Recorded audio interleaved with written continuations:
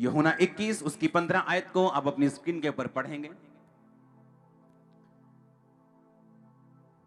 भोजन करने के बाद यीशु ने शिमोन पतरस से कहा, हे शिमोन यूहन्ना के पुत्र, क्या तू इनसे बढ़कर मुझसे प्रेम रखता है? उसने कहा, हां प्रभु, तू तो जानता है मैं तुझसे प्रीति रखता हूं। उसने उससे कहा, मेरे मेमनों को चरा। अपने पड़ोसी को बोलो, अगर तू परमेश्वर से प्यार करता है तो परमेश्वर की रूहों को चरा। हालेलुया।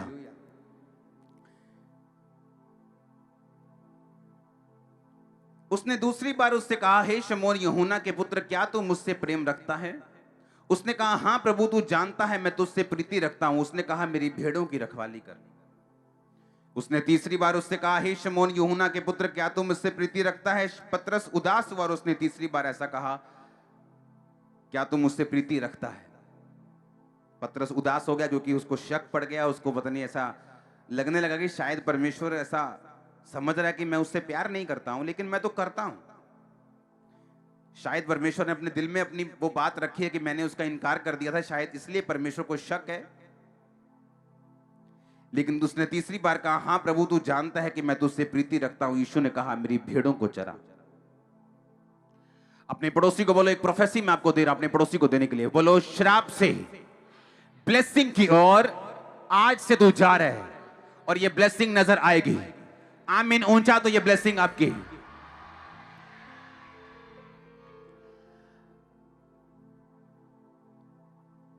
यीशु मसीह ने कहा, जैसा तू बोलेगा वैसा तेरे साथ होगा। मांगो तो दिया। और जब पतरस पे परीक्षा आई थी, क्योंकि उसने उस रात प्रार्थना नहीं की जब यीशु मसीह प्रार्थना कर रहे थे, और बाइबल कहती है कि अगले दिन जब यीशु मसीह को पकड़ने के लिए लोग आए, और पतरस को पता था कि यीशु मसीह को बहुत बार लोग पकड़ने के लिए आए, लेकिन यीशु मसीह कभी इनके हाथ नहीं आए। लेकिन उसको इस बार पता नहीं था कि यीशु मसीह ने अपने आप को उनके हाथों में जानबूझकर देना है, क्योंकि अब टाइम आ चुका है कि सूली पर वो चढ़ाए जाएं और तीसरे दिन मुर्दों में से जी उठें। और बाइबल कहती, जब यीशु मसीह के को पकड़ने के लिए वो आए तो पतरस ने 3 बार परमेश्वर का इनकार किया जब वो परमेश्वर के पीछे गया, हां या ना? और बाइबल कहती, परमेश्वर के जी उठने के बाद परमेश्वर ने कहा था, जाओ अब चेलों से और पतरस से कहो कि मैं उनसे पहले गलील को जाऊंगा जब यीशु मसीह मुर्दों में से जी उठे। हां या ना?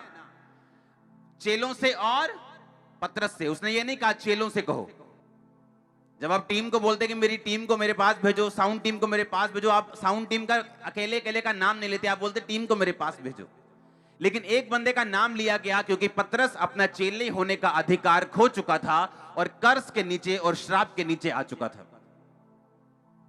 और इसीलिए परमेश्वर यीशु मसीह ने कहा था, जाओ मेरे चेलों और पतरस से कहो कि मैं जी उठाऊं और मैं तुमसे पहले गलील को जाऊंगा और वहां पर तुम्हें दिखाई दूंगा। और बाइबल कहती है यीशु मसीह काफी दिनों तक उन्हें दिखाई देते रहे और फिर काफी लोगों के सामने जीवित स्वर्ग पे चले गए। हाँ या ना? अब परमेश्वर ने कहा कि तू क्या मुझसे, जब वो जी उठे प्रभु यीशु मसीह, तो पतरस को बुला के पतरस से पूछा, उसने कहा, क्या तू मुझसे प्यार करता है? उसने कहा, हां परमेश्वर, मैं तुझसे प्यार करता हूं। उसने कहा, मेरे मेमनों को चरा। दूसरी बार पूछा, क्या तू मुझसे प्यार करता है? उसने कहा, हां प्रभु, तू जानता है। उसने कहा, मेरी भेड़ों की रखवाली कर। फिर तीसरी बार पूछा और पतरस को लगा शायद परमेश्वर अभी तक भूला नहीं कि मैंने उसका 3 बार इनकार किया था।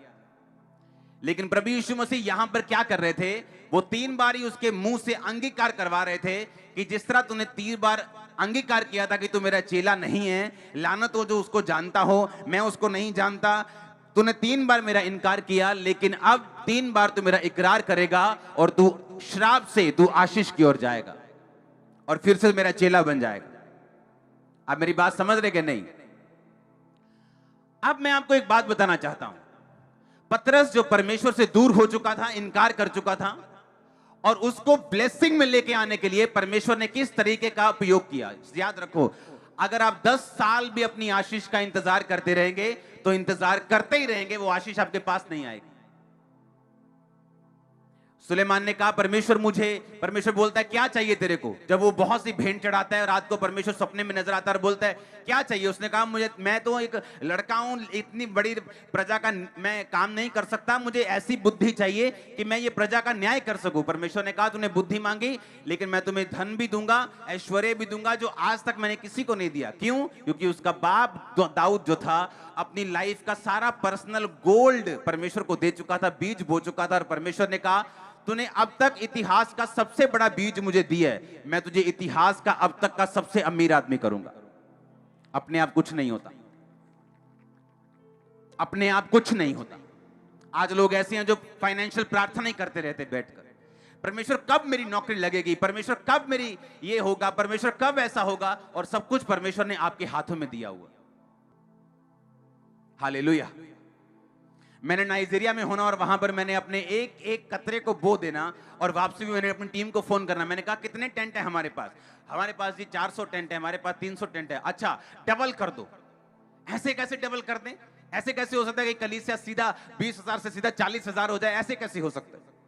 और मुझे मालूम था कि मैं वो बो के आया हूं जो मैंने पहले कभी नहीं बोया, मैं वो करके आया हूं, मैं उतनी प्रेयर करके आया हूं जितनी मैंने पहले कभी नहीं की। मुझे मालूम है मुझे इतना रिजल्ट मिलेगा जैसा मैंने पहले कभी नहीं देखा।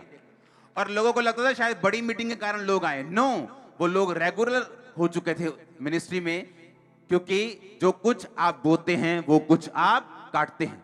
अब परमेश्वर ने मेरे हाथों में दिया हुआ था, उसके हाथ में नहीं था। उसने कहा मैंने तुम्हें स्ट्रक्चर दे दिया, मैंने तुम्हें सिस्टम दे दिया, अब उस सिस्टम के अनुसार तू काम करेगा और तू बढ़ेगा। ऐसे पास्टर भी हैं जो 10-10 साल प्रार्थना करते रहते हैं कि हाय परमेश्वर मेरी कलीसिया कब बढ़ेगी, तो कब लोगों को लेके आएगा, कब रूहों को बचाएगा, लेकिन कभी नहीं बोते, कभी प्रेयर में नहीं जाते, कभी फास्टिंग में नहीं जाते, अपना हार्ट परमेश्वर के लिए कभी नहीं खोलते। जब ये चर्च बन रही थी, साथ साथ मैं दूसरी चर्चों को भी सपोर्ट कर रहा था, अभी भी कर रहा हूं। आप समझ रहे मेरी बात? क्यों? क्योंकि जब अगर हम बोएंगे तो हम क्या करेंगे, और हम अगर हम ऐसा बीज बोएंगे जो पहले कभी नहीं बोया, तो ऐसी फसल काटेंगे जो पहले कभी नहीं काटी। अब परमेश्वर को यह बात मालूम थी। अब मैं आपको बताता हूं कहां पंजाबी किथे कुंडी फसी कहते ना, किथे प्रॉब्लम है, की पंगा की है, वो मैं तुम दसदा किथे प्रॉब्लम। बाइबल में यीशु मसीह को मालूम था कि अब पतरस जो है ये कर्ज के नीचे, ये श्राप के नीचे, कि बाइबल कहती है जो मेरा इनकार करेगा मैं उसका इनकार करूंगा। मैं भी अपने पिता के दूतों के सामने बोल दूंगा कि ये मेरा बेटा या बेटी नहीं, मैं इसको जानता तक नहीं। इसका मतलब वो नरक का अधिकारी है, स्वर्ग का अधिकारी नहीं, वो कर्ज के नीचे, वो श्राप के नीचे। इसका मतलब परमेश्वर को मालूम था कि पतरस श्राप के नीचे, जब तक ये अंगीकार नहीं करेगा दोबारा से, और जब तक ये वो काम नहीं करेगा जिस काम के साथ ब्लेसिंग मिलती है। और पतरस को बुला के परमेश्वर ने कहा तू प्यार करता है मुझसे? हाँ। मेरे मेमनों को चरा। फिर पूछा मुझसे प्यार करता है? उसने कहा हाँ। मेरी भेड़ों की रखवाली कर। फिर तीसरी बार सचमुच मुझसे प्यार करता है? उसने कहा हाँ प्रभु तू जानता है मैं तुझसे प्यार करता हूं, मेरे भेड़ों को चरा। कलीसिया एक क्वेश्चन आप अपने आप से करो और मैं भी आपसे करता हूं, क्यों परमेश्वर आपको ब्लेस करे? क्यों? क्या रीजन है? क्या कौन सी रिश्वत आपने दी है? या अगर आप ब्लेस नहीं होंगे तो परमेश्वर का क्या नुकसान होगा? अपने पड़ोसी से पूछो, बोलो परमेश्वर अगर तुझे ब्लेस नहीं करें तो तू परमेश्वर का क्या नुकसान कर लेगा? अगर वो तुझे ब्लेस करें तो तू उसका क्या फायदा कर लेगा? आप मेरी बात समझ रहे कि नहीं? अगर वो आपको ब्लेस ना करे, कौन सी कोर्ट में उसको घसीट सकते हो? किसी कोर्ट में नहीं। किस कोर्ट में केस करोगे? किसी कोर्ट पे नहीं। किसको शिकायत करोगे? किसी को नहीं। कौन उससे ऊपर है? कोई भी नहीं। तो वो क्यों आपको ब्लेस करे? और अगर वो आपको ब्लेस ना करे तो उसका क्या क्या बिगाड़ लेंगे हम? परमेश्वर ने सीधा सीधा नया नियम में उत्तर दिया। उसने कहा अगर तू मुझसे प्यार करता है और तू श्राप से आशीष की ओर जाना चाहता है तो मेरे मेमनों की रखवाली कर, मेरे मेमनों को चरा, मेरे भेड़ों की रखवाली कर, मेरी भेड़ों को चरा। यानी तेरी जिंदगी पूरी तरह से सुसमाचार पर डेडिकेट होनी चाहिए, समर्पित होनी चाहिए, परमेश्वर के राज्य के लिए तेरी जिंदगी होनी चाहिए। अगर तू ऐसा करता है, अगर तू ऐसा है तो परमेश्वर ने कहा हां तो फिर मैं ये जान जाऊंगा कि तू सचमुच मुझसे क्या करता है? प्यार करता है। आमीन। हमारे YouTube चैनल को सब्सक्राइब करें ताकि आप परमेश्वर के गहरे भेदों को जान सकें कि कैसे आप परमेश्वर में बढ़ सकते हैं, कैसे आप दुष्ट आत्माओं से, नशों से, बीमारियों से और वंशों के श्रापों से आजाद हो सकते हैं।